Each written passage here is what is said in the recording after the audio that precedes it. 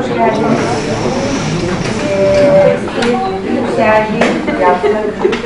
Türkiye-Polonya İlişkilerinin 6. yılı. Sergiyi gezenler aşağıda görmüşlerdir, izleyenler de bu konuşmalardan sonra ilgi görme şansına var. Bugünkü toplantıyı birazcık bu serginin içinde yer alan eserlerin, konuların ayrıntılarına girmek için düzenledik. Sergi uzun bir geçmişi anlatıyor, paylaşılan anıları, belli tarihin çok önemli dönemlerini, 1414'ten başlayıp günümüze gelen bir ilişki. Sergi dün gece Türkiye'nin Cumhurbaşkanı tarafından açıldı.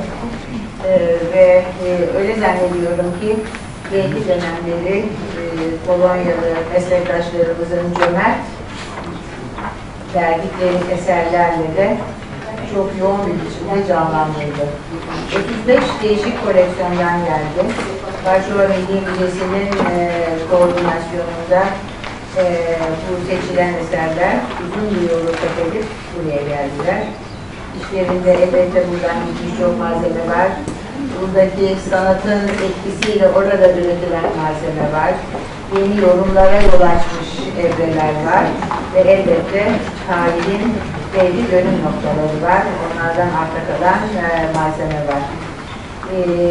Bu serginin 1414'ten 1918'e kadar gelen bir evresini bazı eserlerle canlandırdık. İlki panoları yarın tamamlanacak tamamı. Uzun bilgi panolarıyla da bütün bu eserlerin ayrıntılarını anlatacağız.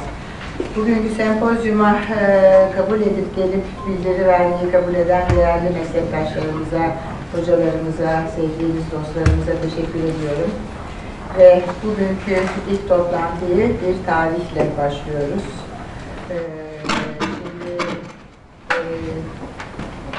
Buradaki konferansların sorumlusu Asuman Hanım size ayrıntılı biçimde konuşmacıların özgeçmişini de yansıtacak. Elbette çoğu hepimizin bildiği, tanıdığı isimler ama bir kere daha gençleri, aramızda olan gençleri hatırlatmakta fayda var.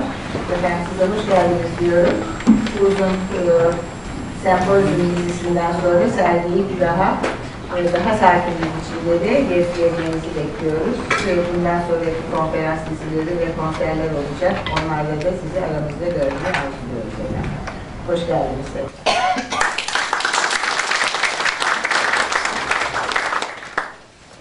Hoş geldiniz. İlk konuşmacımız Prof.Dariusz Kolodziejczyk. Varşova Üniversitesi Tarih Bölümünde öğretmenidir.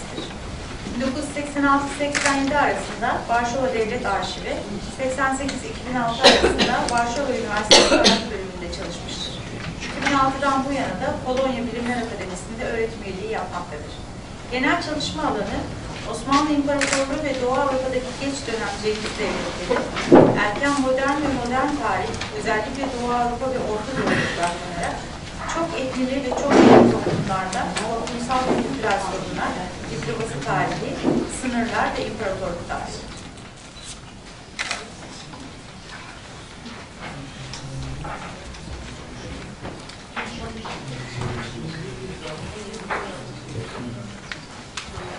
Bu çalışıyor mu? Tamam. Okay.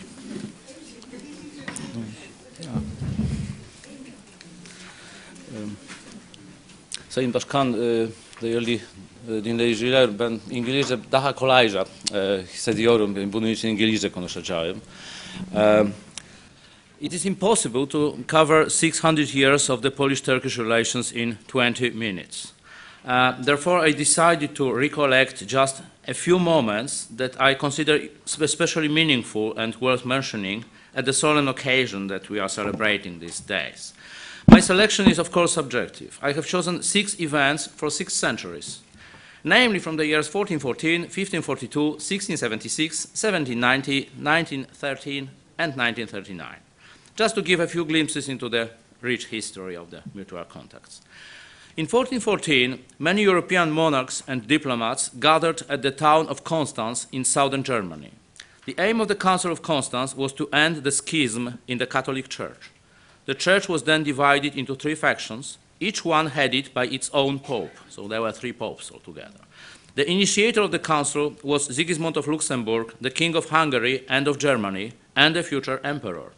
The council ended with a success, and the Catholic Church was reunited. Today, we also remember the Council of Constance as a symbol of religious fanaticism and intolerance.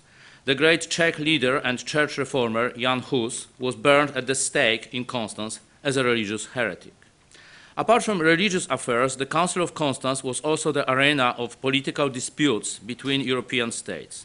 We can compare this council to peace congresses that were typical for later centuries. A major dispute arose in Constance between the delegates of Poland and of the Teutonic Order, a powerful military state on the shores of the Baltic Sea. They disagreed on whether the Christians had the right to convert infidels by force and to confiscate their lands. Paweł Włodkowicz, in Latin Paulus Vladimiri, a Polish delegate to the Council of Constance, who at the same time was the rector of the University of Krakow, wrote a political treatise entitled Sevientibus, in which he stressed the natural rights of non-Christians. He harshly condemned converting them by sword as contrary to both human and divine law. Włodkowicz's arguments suited the interests of his lord, the Polish king Władysław Jagiełło, in his dispute with the Teutonic Order over two lands on the Baltic Sea, Prussia and Samogitia. These two lands, being the last territories in Europe inhabited by pagans, had been previously conquered by the Teutonic Knights, who had claimed that it was legitimate to conquer the infidels and dispossess them of their land and property. On the contrary, the Polish delegation claimed that the conquest was illegal, as non-Christians should also enjoy property rights and the protection of law. The dispute was freshly revived by the Battle of Tannenberg, also known as Grunwald, of 1410, in which the Polish-Lithuanian coalition defeated the Teutonic Knights. In Constance, both sides hoped to win the support of the European intellectual and political circles. While the Poles argued that aggression and conquest were contrary to the spirit of the Christian religion, the propagandists of the Teutonic Order portrayed the Poles as false Christians, who allied with Orthodox heretics, pagan Lithuanians, and even with Muslim Tatars to fight the Teutonic Order. As a matter of fact, in the Battle of Tannenberg, the Polish-Lithuanian troops were assisted by a Tatar-Muslim contingent commanded by Prince Jalaleddin, the eldest son of Tokhtamysh, the former Khan of the Golden Horde. Jalaleddin had found refuge in Lithuania and hoped to regain his father's throne with the help of his Western Christian neighbors. In fact, he succeeded. In 1412, he regained the throne of the Golden Horde with the help of Lithuania and Poland. It is precisely in the above context that we should look at the beginnings of the Polish-Ottoman diplomatic relations.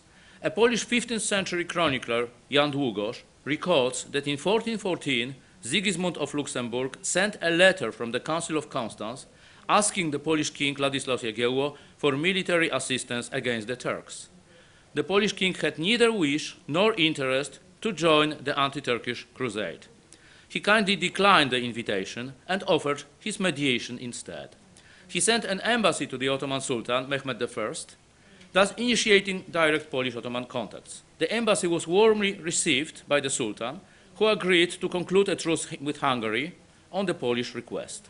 It's also interesting that the editions of Długosz, there were so many editions in the last 100 years, usually they are confused, the editors are confused, because Długosz refers to the Sultan as Christen, which doesn't make sense to the Polish editors, but it should make sense to the Turkish audience here, because one of the nicknames of the Birinci Mehmed was Kryszczija. He is also referred with this name in the Bulgarian chronicles as Christian. So actually, Długosz, when we have Długosz, we should trust him because he is usually very much reliable. Even the name of the Sultan is authentic. Polish historians who study the policy of the Polish court in the 15th and 16th centuries argue that its tolerant attitude towards non-Christians was inspired by the spirit of Italian Renaissance and by the influence of the Roman law that was taught at the Italian universities. Indeed, Paweł Włodkowicz, whom I have mentioned above, had studied law at the Italian University of Padua. He is sometimes regarded as a precursor of the modern international law, along with such later authorities as the Spanish jurist Francisco de Vitoria, who defended American Indians from the extortions of Catholic Spain, or the Dutch scholar Hugo Grotius. Italian influence aside, we must also keep in mind that the kings of Poland, who at the same time ruled in Lithuania and descended from a Lithuanian dynasty, had their own rich tradition of contacts with Muslim Tatars. The vast Eurasian steppe, extending between Eastern Europe and China, was the basis of one of the most successful empires in human history, organized by Genghis Khan and his successors. Having united various peoples professing different religions, the Mongol and Tatar rulers displayed religious tolerance and respect towards other religions. An American scholar, Edward Kennan, observes a common practice in the relations between Russian Tsars and Tatar Khans, who confirmed their peace treaties with solemn oath sworn by each partner according to his own faith. Hence, there was a clause in Russian that each ruler should swear according to his own faith. In Russian, każdy po swojej wierze. While the Tsars confirmed their oath by kissing a cross, the Khans swore on the Quran. The same heterogeneous political culture was shared by the Grand Dukes of Lithuania and the kings of Poland. For instance, we know that in the Moscow Kremlin there was always a copy of Quran kept, so that when the Tatar envoys come, they could swear on the Quran, and the Quran was there. I asked my colleagues who are specialists on the history of the Wawel Castle, and they had no record. But I would suspect that a copy of the Quran might have been also in the Wawel Castle, and maybe in the castle of Vilnius, just to be handy when the Muslims come and they want to take an oath. For the Polish kings from the Jagiellonian dynasty, it was natural that their subjects consisted of Catholic and Orthodox Christians, Armenians, Jews, Karaites, and even Muslim Tatars. It was for them no less natural that their neighbors were not exclusively Christian. This experience of multiculturalism was then typical to Eastern Europe, whereas Western Europe was at that time almost religiously homogeneous and has lands ready for religious tolerance. It is symptomatic that the treaties concluded between the Polish kings and the Muslim rulers, the Ottoman sultans and the Crimean Khans in the 15th and 16th centuries, were usually provided with two dates: a Christian one calculated from the nativity of Prophet Jesus, and a Muslim one calculated from the Hijrah of Prophet Muhammad. So very often we have one document with two dates. My second example is from the 16th century. It is a widely known fact that in 1533, Sultan Suleiman and King Sigismund of Poland concluded an eternal treaty that was to last till the end of their lives, and thus replaced short-term truces concluded previously and covering merely 2, 3, or 5 years. Actually, Suleiman, with the help of Parvali Ibrahim, must have omitted the Sharia, because according to the Shafi law that was applied in foreign relations by the Ottoman state. In general, they were Hanafites, as you know better than me, but in that case, they followed usually Shafi'is. And there was a rule that a truce with an infidel ruler cannot be longer than 10 years. And actually, they did these eternal treaties. So the Polish-Ottoman Treaty of 1533 preceded by 3 years the famous treaty concluded between Suleiman and the French king François Ier. In the 16th century, Poland and France constituted two pillars of the Ottoman European policy that was mainly directed against the Habsburg monarchy. An interesting fact illustrates how close were the relations between the Ottoman Sultan and the kings of Poland and France. In 1539, Suleiman sent a formal invitation to the kings of France and Poland to attend the circumcision ceremony, sünnet düğünü, of his two sons, Bayezid and Cihangir, and to the wedding of his daughter Mihrimah with Rustem Pasha. 3 years later, in 1542, the Polish king Sigismund suggested in a letter to Piotr Gamrat, the Archbishop of Gniezno, that one should invite Sultan Suleiman for the wedding ceremony of the royal son, the future Polish king Sigismund Augustus. Although we do not know whether the invitation was sent, the very fact that the king discussed this idea with the head of the Catholic Church in Poland demonstrates that at that time, in the Polish court, Suleiman was regarded as belonging to the great family of European monarchs. and not as a hostile barbarian like the Turks were often portrayed in Christian propaganda. My third example is from the 17th century. Admittedly, this century was the most violent in the history of the Polish-Ottoman relations. And in fact, you can find many artifacts at these exhibitions that refer to war. Either they are images of the Polish kings who participated in the battles of Vienna or of Chotin, or the departure of Sultan Mehmed IV to the Kamanice Seferi, or Sultan Osman II to the Chotin Seferi. But even if we count together the years of wars in the 17th century, we can reach the number of 20 out of 100. So even in the 17th century, it was the most violent. These wars didn't dominate. Even if they dominate our imagination today, they didn't dominate the time schedule in the time. And what I would like to stress here, even in this century, the relations cannot be described as entirely hostile. In 1676, during the Polish-Ottoman War that began with the Ottoman conquest of Kamanice, the Polish Kamieniec Podolski, an Ottoman army commanded by Szejtan Ibrahim Pasha approached the city of Lviv and besieged the Polish army headed by King John Sobieski in a military camp near Żurawno. After a futile siege, a ceasefire was declared and the two sides entered peace negotiations. Even before the formal truce was concluded, the soldiers of the two sides left their positions and began fraternizing, while the area between the military camps turned into a great bazaar. According to an eyewitness, Polish and Ottoman officers tried in vain to restore discipline and order by forcing their soldiers to return to trenches. To a modern historian, this amusing scene suggests that there was no mutual hatred between the two sides, even at times when they crossed weapons at the battlefield. My fourth example is from the 18th century. This century has often been considered the darkest in the Polish history, as it resulted in the demise of the Polish state in 1795. Yet on the other hand, this century witnessed cultural recovery and brilliant reform projects undertaken by Polish patriots. In 1788, the Poles undertook the last desperate effort to shake off foreign domination and restore the full sovereignty of their state. This effort was made possible by the outbreak of the Russo-Ottoman War in 1787. So like today, the Crimea was at stake. Since the Russian troops, which had earlier controlled Poland, were busy fighting the Turks. The Polish-Lithuanian Diet, assembled in 1788, drafted the first written constitution in Europe, which was solemnly proclaimed on 3rd May 1791. We even know that the document aroused the interest of Sultan Selim III, who ordered its Turkish translation. Along with domestic reforms, the Polish Diet sent envoys to European courts in order to ask for help against Russia. In 1790, Piotr Potocki, and the embassy of Piotr Potocki is depicted as a symbol of this exhibition, the last Polish ambassador to the Porte, entered the Ottoman capital.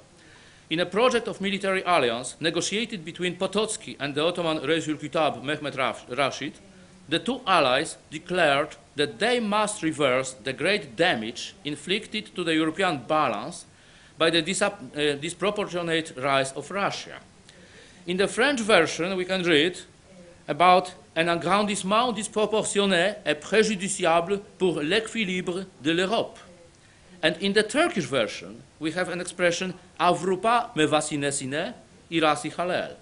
The fact that Polish and Ottoman diplomats of the time chose to invoke the European balance in their mutual treaty suggests that already in the 18th century they regarded themselves as members of Europe, responsible for the continent's future and well-being. My fifth example is representative for the experience of numerous Poles who found refuge in Ottoman lands after the partitions of Poland. In the 19th century, many Poles fought in the Crimean War, served in the Ottoman army, and even joined the Young Ottoman and Young Turkish movements. Many of them contributed to the modernization of the Ottoman Empire as engineers, doctors, and military officers. In 1907, a young Pole, Tadeusz Gasztoft, arrived from Paris to Istanbul and became an enthusiastic member of the Committee of Union and Progress. He published articles in Turkish newspapers under the pen name Seyfeddin. In 1911, he joined the Ottoman army and fought as a volunteer against the Italian invasion of Libya in the Ottoman army. In 1913, he published a book entitled Turkey and Poland, in which he blamed the duplicity of European powers, extolled the Ottoman religious tolerance, and concluded that if the Poles were looking for friends, they would find them not in Europe, but in Asia. He also praised pan-Asiatic solidarity displayed in the first contacts between Turkey, Japan, and Republican China of Sun Yat-sen. Today, given the current European aspirations of Warsaw and Ankara, the pro-Asiatic enthusiasm of Gashtovt might seem awkward. Yet it is clear from his writings that he was not plainly anti-European. He was simply disillusioned with the Europe of imperialism, intolerance, and cultural exclusivism. If Gashtovt were alive today, he would have probably proposed that if Turkey is not admitted to the European Union, then Poland and Turkey should form an Asiatic Union and maintain their ancient friendship there. As a close collaborator of Józef Piłsudski, the founder of Polish state after the World War I, Gashtovt played a great role in shaping the first contacts between resurrected Poland and Kemalist Turkey after World War I. In the spring of 1921, when Constantinople was still occupied by the Entente, actually it was even before the Second Battle of Inonu in March, Gashtovt hired a small boat and traveled incognito along the Black Sea shores to find Mustafa Kemal in central Anatolia. We know that he disembarked in Inebolu and traveled by land to Ankara. These early contacts brought fruits in the form of mutual recognition between Ankara and Warsaw, and the signing of the Polish-Turkish Peace Treaty at Lausanne on 23rd July 1923, one day before Kemalist Turkey was formally recognized by Western powers. The sixth and last example is from the year 1939, when Poland was invaded by Nazi Germany and Stalinist Russia. Unlike other neutral states, whose attitudes towards invaded Poland was rather cool and cautious, Turkey remained entirely loyal towards its Polish partner. Professor Michał Sokolnicki, who served as the Polish ambassador in Ankara between 1936 and 1945, recalled in his memoirs and reports the assistance and deep sympathy displayed by Turkish authorities and Turkish society towards the Polish refugees and diplomatic representatives. Notwithstanding the political pressure from Berlin, the Turkish government enabled the transport of Polish golden reserves from Romania to French Syria, facilitated the transit of Polish soldiers to France, and even intervened, although in vain, in Moscow in favor of Polish officers who were interned and were later to be executed in the Katyn forest. After World War II, Sokolnicki didn't want to return to communist Poland and remained in Turkey as a professor at Ankara University. It was he who largely contributed to the popularization of the legend, according to which in the 19th century the Ottoman court had never recognized the partitions of Poland and had waited for the arrival of the ambassador from Lehistan. Although this beautiful legend lacks historical evidence, it has nonetheless gained great popularity both in Turkey and in Poland. Even if it is not confirmed by historical facts, it certainly reflects the state of mind of Ottoman statesmen and the spirit of the 19th century Ottoman diplomacy. This spirit found proud continuation in the diplomacy of the Turkish Republic during the World War II.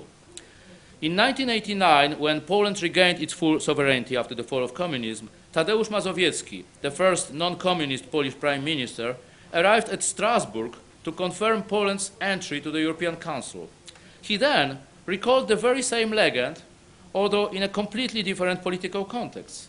Mazowiecki resumed his speech in Strasbourg by pointing to the fact that although Poland had not enjoyed membership in the European institutions in the Cold War era, it was still awaited.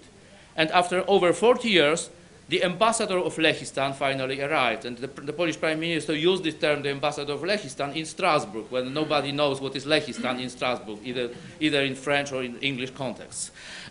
Today, during summer holidays in Poland, one often encounters groups of scouts or students who sit on a lakeshore around a fireplace and sing a song with a refrain, Kurdesh, Kurdesh nad Kurdeszami. Curiously, the singers usually do not know what the term Kurdish means. This word does not even figure in ordinary Polish dictionaries. You have to search to specialized dictionaries to look. To find the meaning, we must turn back to the 18th century when this song was composed. It is the song about brotherhood and good company. And the Polish term Kurdish derives obviously from Turkish kardash or karendash. It refers to brotherhoods known in Polish as pobratymstwa, which were concluded in the steppe between the Polish nobles and the Tatar mirzas, and served as mutual security. It is also the term with which Ottoman dignitaries address their Polish peers in border correspondence. It would be hard to find a more persuading argument for the longevity of the Polish-Turkish friendship. Thank you very much.